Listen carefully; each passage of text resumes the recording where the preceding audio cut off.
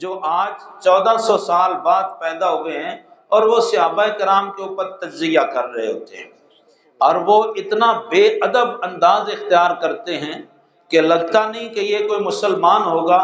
ویسے ان کا دعویٰ یہ ہوتا ہے میں سنی بھی نہیں، میں شیعہ بھی نہیں، میں دیوبندی نہیں، میں وہابی نہیں، میں اہل حدیث نہیں، میں مقلد نہیں، میں کچھ بھی نہیں، میں مسلمان ہوں۔ اور زبان وہ بول رہا ہوتا ہے کہ جو نہ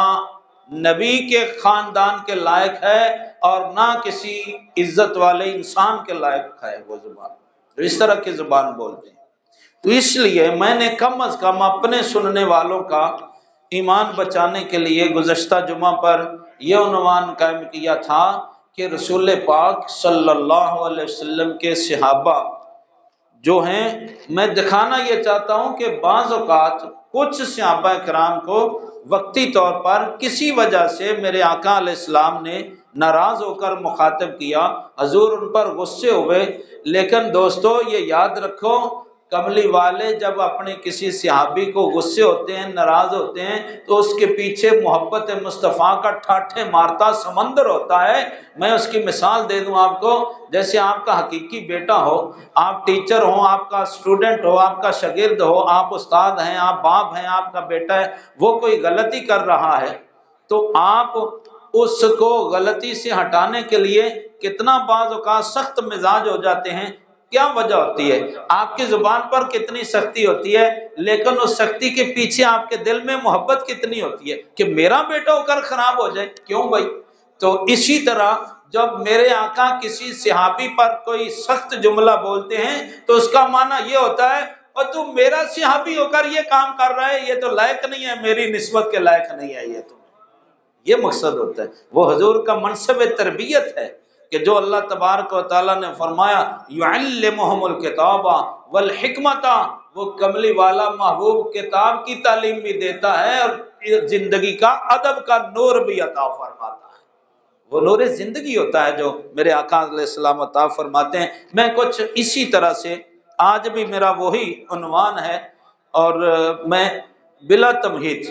یہ مسلم شریف میں 2 نمبر جلد میں 47 نمبر صفحہ ہے، حضرت ابو موسیٰ اشعری رضی اللہ تعالی عنہ ان کا ایک واقعہ ہے اسی طرح کا کہ حضور ناراض ہوئے، فوراً ناراض ہوئے، پھر کیا کیا؟ یہ دیکھیں، میں آج یہی حوالے پیش کروں گا تاکہ لوگ جو بتاتے ہیں، دیکھو جی نبی علیہ السلام نے فلانے صحابی پر ناراض ہو گئے، تو بھائی پھر یہ بھی بتاؤ نا، ناراض ہو کر مصطفیٰ نے پھر کمال کتنا کیا ہے؟ اسی حدیث میں جس میں یہ ہوتا ہے کہ ناراض ہوئے، اسی حدیث کا مکمل حصہ پھر یہ ہوتا ہے کہ مصطفیٰ نے کرم کے بادل کتنے برسائے ہیں پھر اس پر۔ حضرت ابو موسیٰ اشعری، یہ بڑا طویل واقعہ ہے، بہت لمبا واقعہ ہے، میں سارا بیان نہیں کر سکتا، میں اپنے عنوان کے لیے وہاں سے سبق لیتا ہوں۔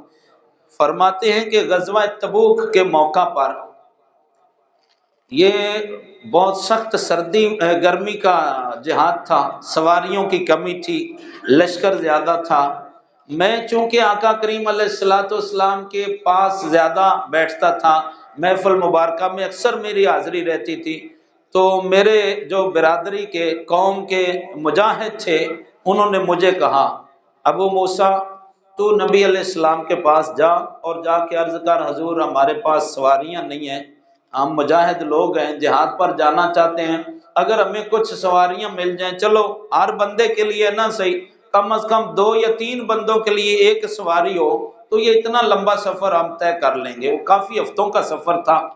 گرمی میں پیدل تو نہیں، مشکل تھا سارا سفر، تو اگر مثلا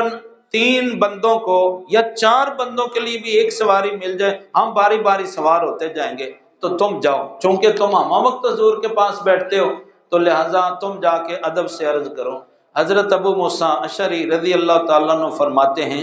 میں گیا، میں نے یہ ماحول کا جائزہ نہیں لیا، میرے جانے سے پہلے کسی وجہ سے حضور علیہ السلام ناراض تھے، غصہ تھا مجلس پر، لیکن میں نے جاتے ہی بس میرے ذہن میں وہ اپنی حاجت تھی تو میں تجزیہ نہیں کر سکا، میں دیکھ نہیں سکا صورتحال کو، میں نے جاتے ہی عرض کیا حضور ہمارے اتنے مجاہد ہیں تو اگر تھوڑی سواریاں مل جائیں۔ حضور غضبناک ہو گئے، غصے ہو گئے، اور حضور نے فرمایا ابو موسیٰ اشعری چلا جا، کوئی سواری میرے پاس نہیں ہے، نہ میں نے یہاں سواریاں تمہارے لیے رکھی ہوئی ہیں، جاؤ چلے جو، کوئی سواری تمہیں نہیں مل، اللہ کی قسم میں تمہیں کوئی سواری نہیں دوں گا۔ حضور ناراض ہوئے، غضبناک ہو گئے، اور سادہ بھی نہیں فرمایا بلکہ اللہ، یہ صحیح حدیث میں حضور نے فرمایا واللہ لا استحملکم، اللہ کی قسم میں تمہیں کوئی سواری نہیں دوں گا، جاؤ چلے جاؤ، جہاں سے مرضی سواری کا انتظام کرو۔ یہ انداز حضور نے کبھی اختیار نہیں فرمایا تھا مجاہدین کے لیے۔ تو میں تو ڈرتا کانپتا میں واپس آ گیا، میں نے کہا کہ کام خراب ہو گیا، میں نے دیکھا نہیں ہے کہ حضور کو پہلے سے کسی بات پر ناراضگی تھی تو میں تھوڑا صبر کر لیتا، ماحول کا جائزہ لے لیتا، جب حضور کا غصہ اتر جاتا پھر میں عرض کرتا۔ اب جو میں تو آ گیا، میں نے آ کر اپنے خاندان والے سارے اکٹھے ہوئے تھے، مجاہد بیٹھے ہوئے تھے ایک جگہ پر میرے انتظار میں نے آ کے کہا بھائی اللہ کے نبی نے قسم اٹھا دی ہے حضور کوئی سواری نہیں دیں گے، اور میں پریشان ہو گیا، وہ بھی سارے پریشان ہو گئے، اور میں نے بتایا کہ حضور بہت غصے میں فرما رہے ہیں۔ ابھی 10 یا 15 منٹ گزرے ہوں گے، حضرت بلال حبشی آ گئے، ابو موسیٰ اشعری چلو تمہیں حضور بلا رہے ہیں۔ میں ڈر گیا، کانپ گیا، میرے ساتھی بھی ڈر گئے، انہوں نے کہا لو جی جبریل امین علیہ السلام کو میرے خلاف آیت لے کے آ گئے، اب قیامت تک میرے خلاف یہ قرآن شریف میں پڑھی جائے گی کہ ابو موسیٰ اشعری نے اللہ کے نبی کا ادب نہیں کیا اور بس اپنی حاجت رکھ دی۔ اور میں ڈرتا کہاں، اب میں یہ بھی نہیں کہہ سکتا تھا کہ نہیں مجھے ڈر آ رہا ہے میں نہیں جاتا، کیونکہ مصطفیٰ کا پیغام تھا، اللہ اکبر۔ تو حضرت ابو موسیٰ اشعری فرماتے ہیں بلال حبشی رضی اللہ تعالیٰ عنہ مجھے بلانے کے لیے آئے تو میں ہانپتا کانپتا پہنچا کہ تاکہ میں سن لوں کہ میرے بارے میں اب حضور کیا فرماتے ہیں۔ میں گیا تو حضور مسکرا رہے تھے، مجھے دیکھ کر میرے آقا مسکرا رہے تھے، اور حضور نے فرمایا ابو موسیٰ اشعری تو کہاں چلا گیا، یہ اتنے بڑے 6 اونٹ ہیں لے جانا تو اپنے لیے، آئے ہائے اللہ اللہ اللہ۔ فرمایا ابو موسیٰ یہ اتنے بڑے یہ کافی ہیں تجھے 6 اونٹ، وہ کوٹھے جتنے اونٹ تھے بڑے اونٹ، تو 2 کی جوڑیاں الگ الگ، فرمایا یہ تینوں جوڑیاں 2 والی 6 اونٹ لے جا، کافی ہیں تمہارے لیے اتنے؟ میں نے کہا حضور کافی ہیں، اللہ اکبر سبحان اللہ، اور حضور مسکرا بھی رہے تھے۔ امام عشق و محبت یہی تو فرماتے ہیں جس کی تسکین سے روتے ہوئے ہنس پڑے، میں تو رو رہا تھا نا، ڈر رہا تھا، کانپ رہا تھا کہ پتہ نہیں اب میرے خلاف کیا ہوگا۔ جس کی تسکین سے روتے ہوئے ہنس پڑے، اس تبسم کی عادت پہ لاکھوں سلام، سب کی آواز ہے، اس تبسم کی عادت پہ لاکھوں۔ تو میں ڈر رہا تھا، میں تو کانپ رہا تھا، لیکن مصطفیٰ کریم علیہ، اب میں بتاؤں اچھا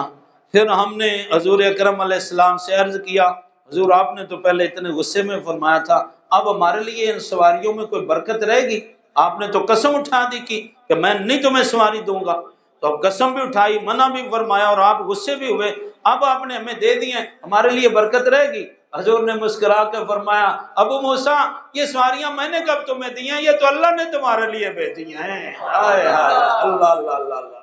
سبحان اللہ سبحان اللہ۔ اب بتاؤ میرے دوستو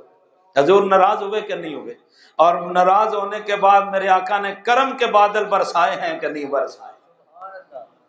تو اب یہ جو سوشل میڈیا پر لونڈے بیٹھے ہوئے ہیں یہ یہی بتاتے ہیں دیکھو جی نبی علیہ السلام ناراض ہو گئے، دیکھو جی نبی، اور بدبختو یہ بھی تو بتاؤ نا جب مصطفیٰ ناراض ہوتے ہیں تو رب کی رحمت کیسے برستی ہے پھر ان پر؟